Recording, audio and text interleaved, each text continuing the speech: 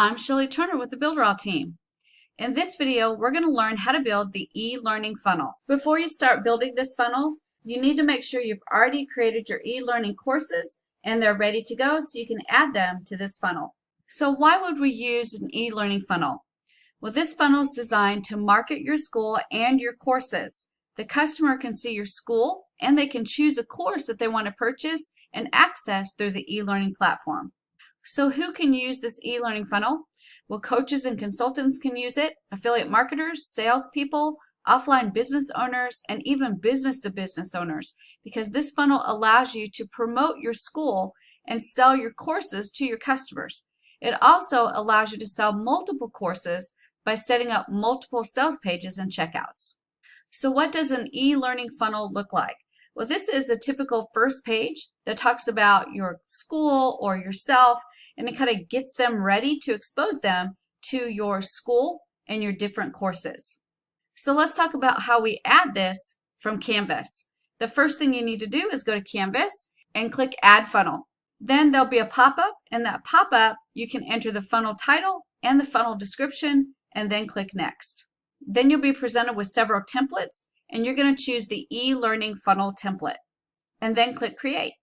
And now let's take a look at the e-learning funnel inside of Canvas.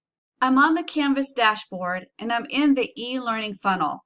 So let's take a look at how the customer would go through the entire funnel. So the first thing is they land on the home page, and that home page might be information about you, about your products, about your services, or it might be a pre-sales page for the school.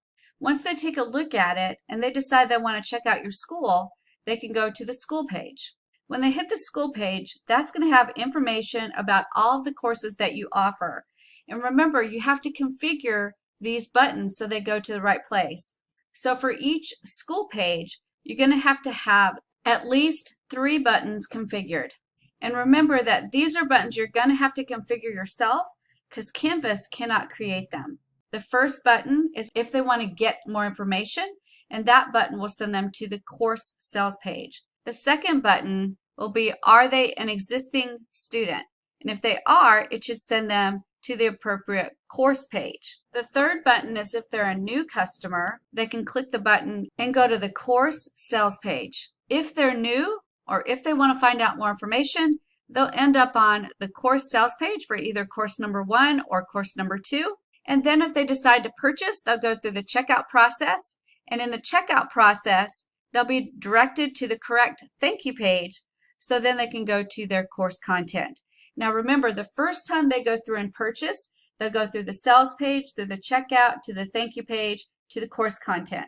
The second time they come in to look at their course, they're going to end up on the school page.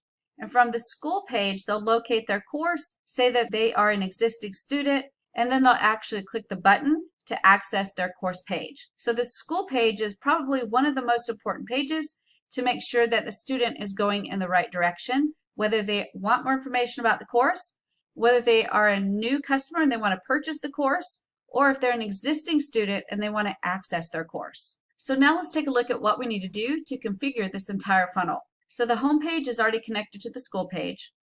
The school page is already connected to all of the course pages. So the first thing we need to configure is checkout number 1, which is for course number 1. So I'm going to right click and go to Edit Element.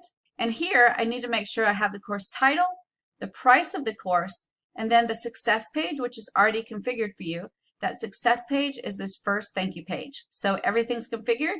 Then I'm going to go to the second checkout. I'm going to right click and I'm going to go to Edit Element, and I'm going to make sure I put the title in, the price in, and the success page is this thank you here, which will lead you to course 2 content. Now remember, for course 1 and course 2, these are content pages that are going to be empty when you create the website.